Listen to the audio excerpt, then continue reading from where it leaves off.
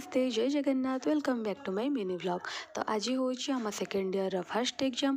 तो एग्जाम पूर्व दिन ठाकुर कथा मोर कौन पे मन पड़े मु तो जमा भी जानी एक ठाकुर ही जानते। तो बिंदार मोर ए चलू मंदिर को पाखे थी गणेश मंदिर को आठी जाकि गणेश ठाकुर को टी दर्शन करदे मनर सबकि दुख जन आम चलू दिज जाक बाहर की कॉलेज को। तो आम बर्तमान कॉलेज बर्तमान पाखापाखि हो गलुनी। तो कॉलेज को गलापर आम फोन भी नहीं गले।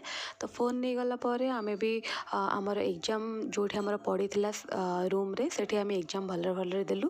देन एग्जाम कंप्लीट होला पर आमर श्रेष्ठ आकर्षण व्यक्ति मानक नहीं जमी मणिकंठ रुतुली बिंदिया सुनेना राखी और रूपा दीदी को लेकिन आम चलू बर्तमान हापी किचेन खाइबाकू।